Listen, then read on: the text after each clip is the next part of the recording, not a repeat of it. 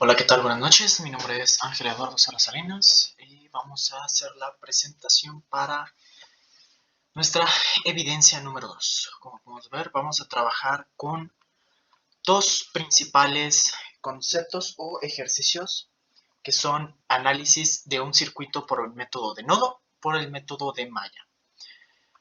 A su vez, utilizando las funciones de lo que es el voltaje y el amperaje. Dichas funciones las vamos a manejar como polares y rectangulares. Entonces, nuestra presentación, pues lo que vamos a hacer en esta actividad, que principalmente son los circuitos. Pero nuestro objetivo aquí es, pues, nuestra presentación del trabajo, explicaremos lo que es la corriente alterna, las magnitudes con una gráfica de cómo se baja, cómo se comporta la corriente alterna. Vamos a ver sus aplicaciones, pequeñas aplicaciones, pero muy concreto, como dice aquí, las ventajas de la misma. A su vez, también, pues, una breve descripción de, vamos a tomar como ejemplo aquí a Nikola Tesla, el padre de la corriente alterna. Y pues ya tenemos aquí nuestro, pues, lo de la solución de los circuitos y vamos a empezar.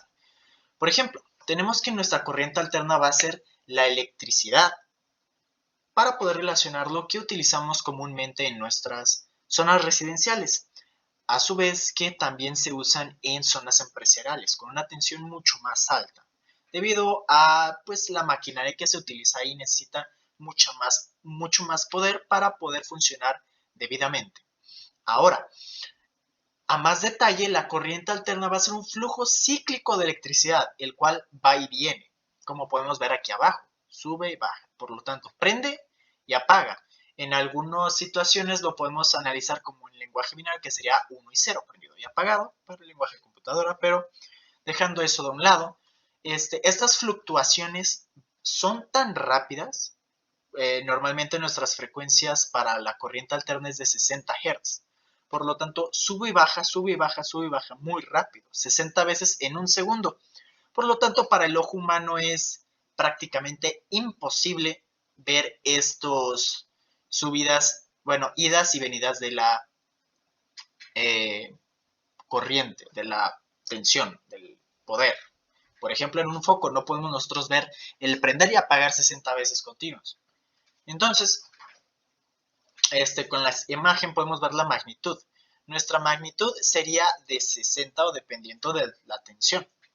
Ya la frecuencia sería, pues, en un segundo se hace la fluctuación de 60 veces y va abajo y de abajo y arriba abajo. Y pues dependiendo de nuestra tensión, digamos 60 voltios sería la amplitud de nuestra onda. Por ejemplo, aquí tenemos, digamos que fuera aquí 10, aquí tenemos 10 voltios, pero sube y baja 60 veces. Ahorita se vería más ampliada la imagen. Ahora, tenemos aquí que la forma que podemos utilizar o las aplicaciones de la corriente alterna son, por ejemplo, en una fábrica que se dedica a soldar piezas de automóviles. Dichas máquinas necesitan tener una tensión muy grande para poder generar este calor en el material para que se junte, fusione y entonces tengamos esta pieza soldada. Ahora, como son procesos automatizados, estas máquinas van a tener una gran demanda y no porque solo manejan una, sino manejan miles en una sola empresa, en una sola fábrica. Entonces, van a requerir de demasiada atención y que no se esté yendo. Por eso mismo la corriente alterna mucho más efectiva. Ahora, tenemos la comparación entre la corriente alterna y la corriente directa. La corriente directa es útil, es estable, pero cuando lo queremos utilizar a grandes distancias, la tensión va a disminuir, por lo tanto también su corriente. Ahora, la ventaja de la corriente alterna es que estas fluctuaciones permiten que se pueda transportar mucho más a distancias mayores. Por ejemplo, podemos tener unos cables de alta tensión en la carretera que ahí están tranquilamente y si tocamos desde donde están diciendo distribuidas, eh, desde donde se convierte o se hace la energía va a ser la misma desde ahí, desde que se transforma esa energía a energía eléctrica, hasta donde son distribuidas va a ser la misma tensión. Entonces, esas son las principales. Ahora, vamos a hablar uno de los principales exponentes de la energía alterna o de la corriente alterna, que es Nikola Tesla, que pues fue de los más grandes investigadores y pues principalmente el creador de la misma, que presentó este sistema donde la tensión pudiera ser elevada a niveles muy altos y pues también que podía ser transportada a grandes distancias. A su vez, pues unos inventillos que tenía aquí también fue la bobina, o más bien el foco. Ahora, continuamos con los ejercicios para ya terminar esta presentación para que sea lo más breve y consistente. Tenemos aquí entonces nuestro fuente de voltaje, nuestra fuente de voltaje 1, voltaje 2, pero esta nos da nuestra corriente. Tenemos aquí nuestra resistencia, nuestra bobina o inductor y nuestro capacitor. Vamos a sacar primero mediante los sistemas de nodos, el método de nodos, que tenemos aquí tres nodos, tenemos aquí 1, 2 y 3, el cual lo anclamos para que tengamos voltaje en 0 voltios en un nodo y vamos a obtener uno mediante las corrientes que están yendo. Ahora, vamos a tener nuestra función, como están siendo con fasores, o bueno, método polar, va a ser mucho más sencillo. Y pues como todo está en ángulo de cero, la suma y resta no es tan complicada como podemos ver aquí. Como es coseno y seno, nos va a dar un valor de 240 y pues básicamente trabajamos con la parte X de la función o de nuestra coordenada rectangular, lo cual no es polar o es número imaginario, que es la Y.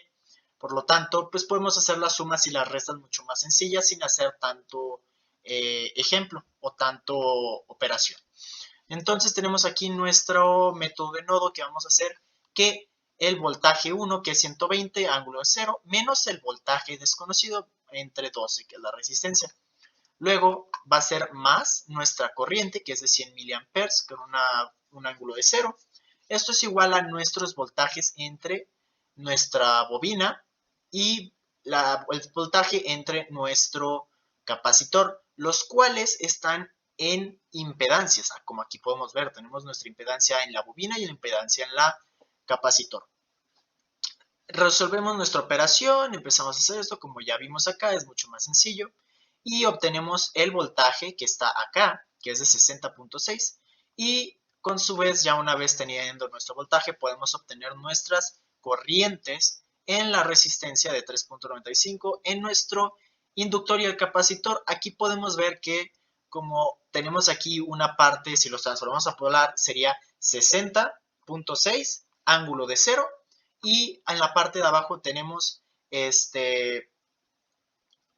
la amplitud que es 0, o nuestra R, nuestra distancia en las coronas polares, tenemos 0 y el ángulo de 24. Y al hacer la división, pues obtenemos que es pues, 60 entre 0, que es un error, pero sería 60 con ángulo de 24 y 60 con ángulo menos 24. Y así queda. Entonces ahora tenemos con el método de Maya, el cual esta vez se dificultó un poco debido a los términos, pero se resolvió rápido ya que podemos aplicar como nuestro método de resistencias, que las juntamos, nos tenemos una resistencia de 12 ohmios y la primera. Entonces empezamos a desarrollar nuestro método, que es 120 más la corriente 1 de la resistencia 1, más la corriente 1 más corriente 2 de la resistencia 2. Es igual a 0, empezamos a desarrollarlo. Terminamos aquí con nuestra primera ecuación, la cual se sustituye en nuestra segunda ecuación. Perdón, la segunda ecuación la sustituimos en la primera ecuación, aquí tenemos.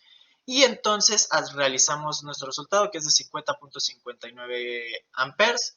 Y este resultado lo sustituimos en nuestra segunda ecuación, que nos da un resultado de, aquí arriba está, de 59.1. Y como están en un solo lugar, como son paralelos, pues la corriente es la misma. Y bueno, nuestra conclusión es que en esta actividad sí fue un poco más complejo al principio, pero después de ver unos apoyos visuales, la actividad se fue haciendo mucho más sencilla. Bueno, pues al momento tengo todavía pues confusión o duda de cómo resolver el método de Maya fue el que más se me complicó con las relaciones fasoriales. Y pues sería eso. Muchas gracias y buenas noches.